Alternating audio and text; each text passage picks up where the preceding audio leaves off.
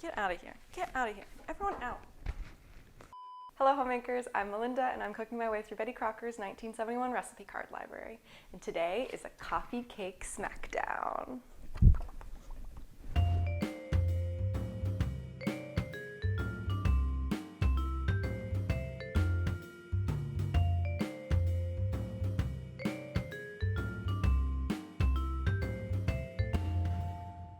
So this is our second smackdown on the channel. A few months back I did hamburger pie versus cheeseburger pie, and basically I'm picking out two recipes from the recipe card library that are very similar and we're seeing which one is better. And today we're doing coffee cakes. The first coffee cake recipe I'm going to make is Coffee Cake Exceptionale, which is from section G, Come for Coffee, and it's card number 8. And then the other one is Coffee Cakes Oven Warm from Snacks Around the Clock, section M, card number 2. Very similar base recipes, similar ingredients. The Chocolate Swirl Coffee Cake on the front of this card is a little different because it has coconut and chocolate. The other one is more of a traditional coffee cake, but you do make it in a bundt pan. This one you make in a brownie pan. So a few differences. We'll see which one does better. So let's get started. Okay, we have a bounty of ingredients here for our two coffee cakes. For the Coffee Cake Exceptionale, we are using some butter, some sugar, 3 eggs, vanilla, gold medal flour, obviously General Mills brand flour, baking powder, baking soda, salt, and sour cream. So I thought sour cream was an interesting addition, but I guess it's pretty traditional for coffee cakes to use sour cream. The filling for this coffee cake is brown sugar, chopped nuts, and cinnamon. For the Chocolate Swirl Coffee Cake, I got some flaked coconut, more chopped nuts, sugar, butter. In this case, we're using 2 cups of Bisquick instead of the flour, baking soda, baking powder shenanigans. More sugar, another egg, water or milk, and then semi-sweet chocolate pieces. My grocery store didn't have any semi-sweet chocolate pieces. I had to get milk chocolate, I guess because I'm filming this during the holidays and people are baking like crazy, so there was no semi-sweet chocolate. I hope that doesn't ruin it. We'll find out. So let's get started. All right, so we're gonna start with the Coffee Cake Exceptionale, which is the one we're doing in the bundt pan. It says heat oven to 350, grease either a tube pan, a 12-cup bundt pan, or 2 loaf pans. So I got this bundt pan from a thrift store. I think it's beautiful, but I don't really know. I'm just assuming this is a bundt pan. I'm assuming it can go in the oven. There's no markings on it, but it's ceramic. Because my mom was like, maybe it's just a Jell-O mold. I don't know. I think it's a bundt pan, and I think I can bake in it. Do I know how many quarts it is? I do not. But it seems like a standard size. So we're gonna try to use it. We'll see what happens. This might be a terrible idea. But I'm gonna spray it down with some Pam, and then we'll get started. Okay, so now we're gonna combine our wet ingredients into my new KitchenAid stand mixer. I got this on sale on Black Friday. I'm obsessed with it. I've never had a stand mixer before, but it's been a long time coming. I'm sick and tired of using those hand mixer beater things. They're not fast enough, they're not powerful enough, and I need power, baby. So I've got this professional series KitchenAid stand mixer now in Betty Crocker Red, and I'm excited to break it in today. So into the mixing bowl, we are gonna put the butter, sugar, eggs, and vanilla. So this is a stick and a half is what we need, because we need 3/4 of a cup. In that goes. So then this is a cup and a half of sugar. Sugar is considered a wet ingredient. Don't forget. 3 eggs. And 1.5 teaspoons of vanilla. Let's engage the bowl, then let's go.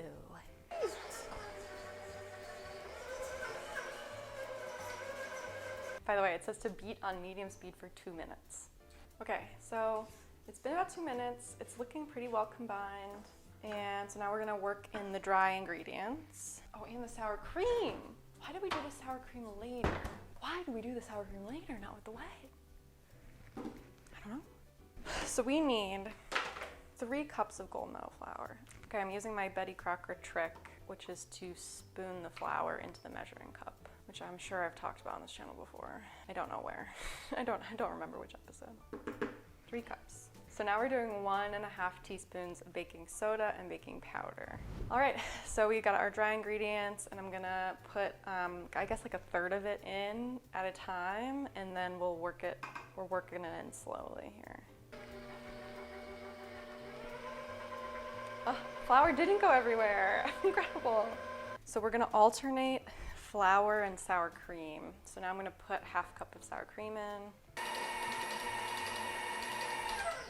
I'm gonna scrape the sides a little bit, but this looks pretty good. I mean, it looks like cake batter. Let's get our filling put together. All right, so to make the filling for the Coffee Cake Exceptionale, we need 1/2 cup of chopped nuts. And then we also need 1/4 cup for the other recipe, so this might be enough for both. So I'm just gonna give them a rough chop. Yeah, I'm gonna say like, we'll save this for the other one. So this is 1/2 cup of light brown sugar. I'm putting the nuts in. And then we need 1.5 teaspoons of cinnamon. 1.5 is the magic number today. Yeah, this is coffee cake vibes for sure. Okay, let's assemble.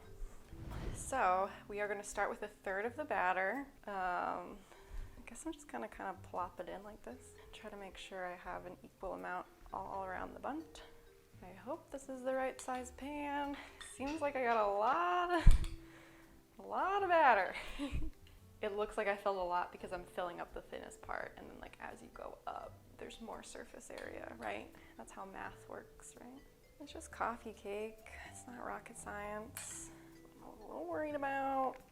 Don't have a lot left.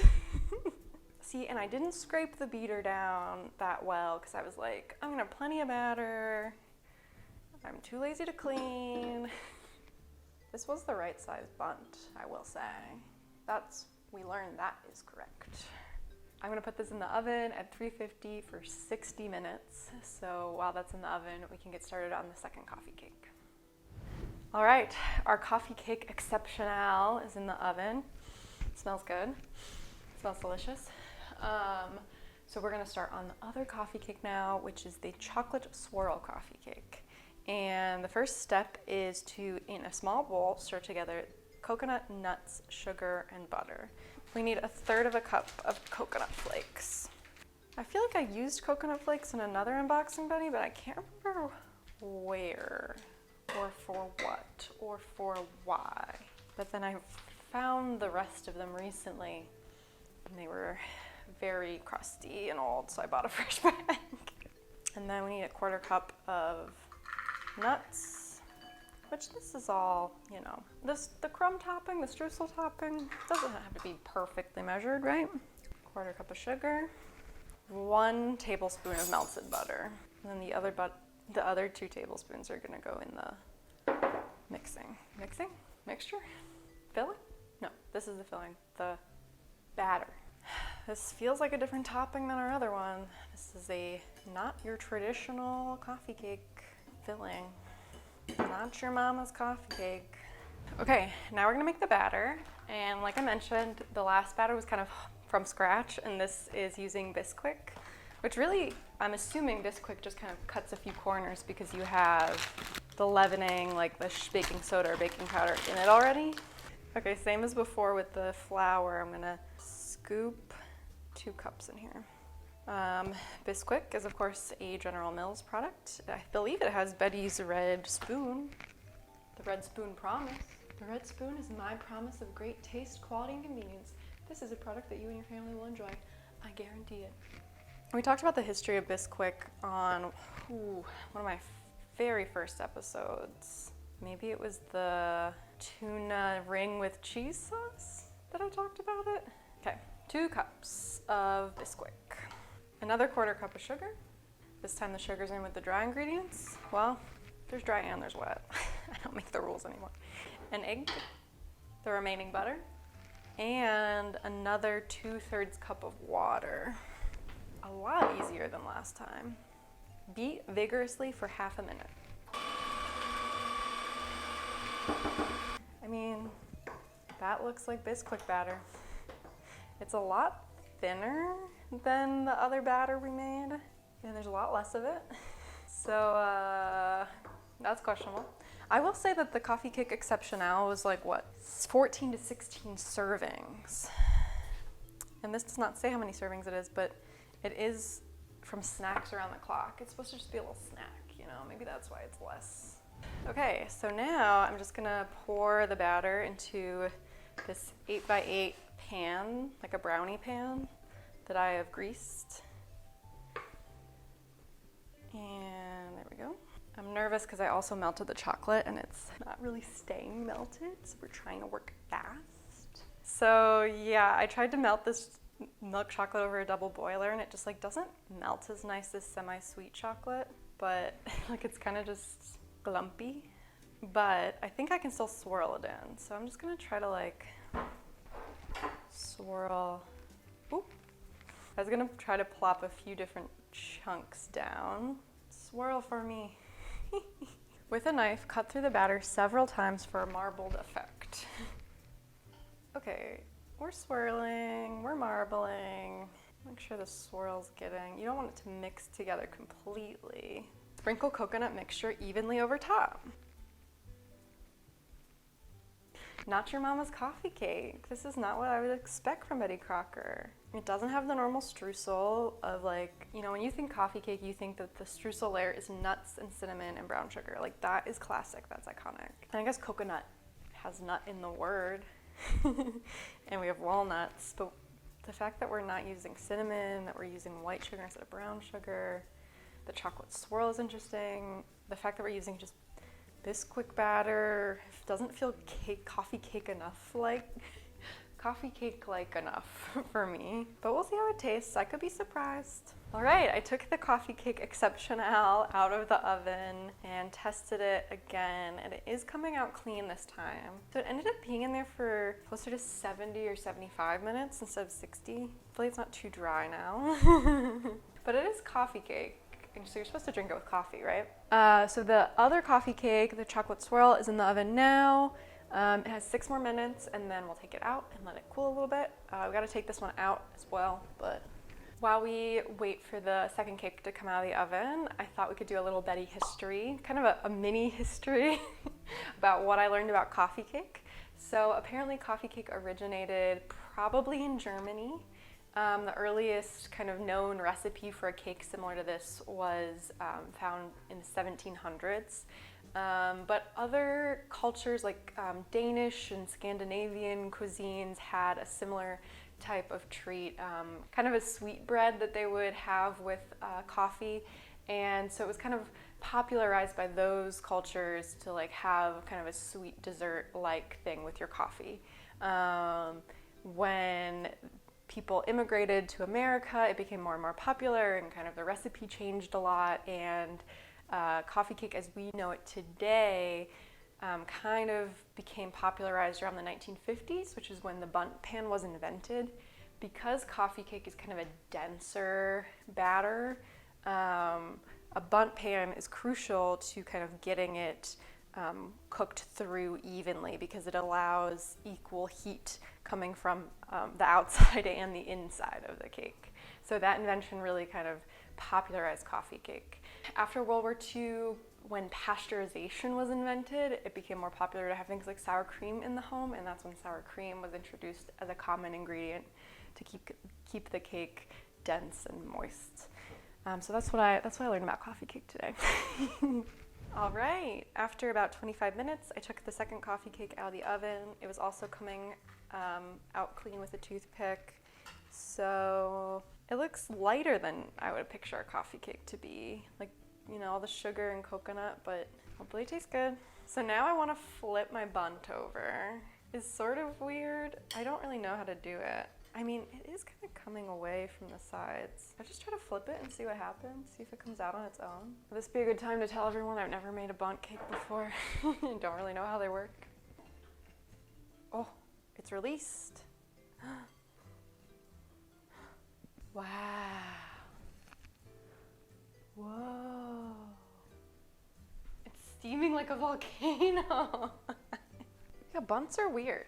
Was that even a bundt pan? Or It does feel very moist, which maybe is a good thing from all the sour cream. And it's just weird how tall it is. Was that a Jell-O mold? It was ceramic. So yeah, let's cool her down. Let's wait a little bit and then we'll cut them. I don't know why I have an accent all of a sudden. We're gonna let these cool and then we'll cut them and taste them. All right, now that our coffee cakes are cool, we're gonna cut them up. I think, looking at this photo, there are 7 pieces in this photo that I can see. So I'm assuming that you cut it into 9 squares. So I'm gonna cut it, I'm gonna attempt to cut it into 9 squares. We'll see how it goes. Okay. I feel like as I'm cutting, I'm like condensing it in a weird way. This feels like much more delicate than the photo looks. Like the photo made me think that this was a nice sturdy thing because of the way that they're stacked on top of one another. There it is. That does not look like the photo. Now I want to cut part of our coffee cake exceptionale and give that a try. So what I like about this bunt, maybe not a bunt pan, is that it has like ridges. You can kind of like use that as a guide for cutting. So I'm just gonna cut like maybe this big of a slice. Moment of truth. It smells really cinnamony.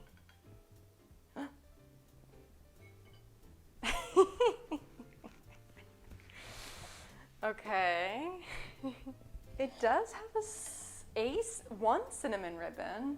I panicked about this when it was happening. You were there. I filled it all the way to here with the first third and then was like, oh my God, I think I did too much. This is this is like me doing like, you know, like how they look at the dinosaurs in the rock level. And then I added to like figure out the chronological, whatever, you know, science. Paleontology. I'm doing bunt cake paleontology right now. All right, I'm here with both of my final coffee cakes. I've got a cup of hot joe. Ooh, perfect for an afternoon snack. So let's try them both out. Let's see which one's the winner. I had ups and downs with both of these. I'm gonna start with the coffee cake exceptionale. So I'm just gonna dive into the chunk in the middle that has the strata. Okay, very heavily walnut is the bite I took. But yeah, cinnamony, nutty. The cake is dense, as you'd expect, but from the sour cream, but just kind of lightly sweet. It's not over sweet. It's not flavorful, it's just the flavors are so simple. Let me take a sip. Let's try the chocolate and coconut one. As you can see, like in the photo, the chocolate kind of dipped deeper into the cake, and here it's like really just along the top. It's kind of buried. I almost wish I had more chocolate. I could have melted more. I just followed the instructions. The top is very crumbly, very sugary feeling, but the cake itself feels very light.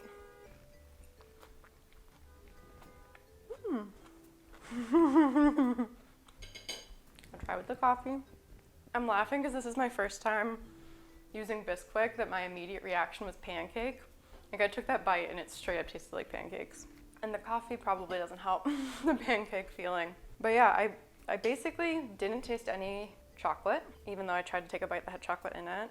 It doesn't taste bad. Like this would be an like you put a dessert in front of me, I'm gonna eat it. Like it's sugar and chocolate and cake. But yeah, it's just weird how pancakey it tastes. Because it doesn't have the look of a pancake. You don't expect it to taste like a pancake. So bizarre. All right, coffee cake smackdown. These both are pretty easy to assemble. The Bisquick one was a little easier, of course. You know, if you're feeding less people, I could see this being a better option just because it's a little faster and, you know, easier to like whip up at home if you just want a snack, which is why it's in the snacks around the clock section. But I do feel like both of these left a little to be desired. They were both a little undersweet or oversweet. The promise of chocolate wasn't in the chocolate one. The strata kind of disappeared in the original Coffee Cake Exceptionale. Some of it was user error. But both tasty, both decent desserts, but not like mind-blowing desserts. I'm gonna give them both 3 out of 5 red spoons. But if I had to pick a winner, it would be Coffee Cake Exceptionale. You can't mess with a classic. All right, that's been another Smackdown Coffee Cake edition. Our winner, Coffee Cake Exceptionale. It's exceptional, what can I say? The other one was fun, but just a little too goofy in my taste, a little too pancakey. And this is just a classic, and you can't mess with a classic. All right, putting these cards back in the box. Thank you so much for watching. If you enjoyed this episode, make sure to give it a thumbs up and subscribe to my channel if you haven't already, and happy homemaking.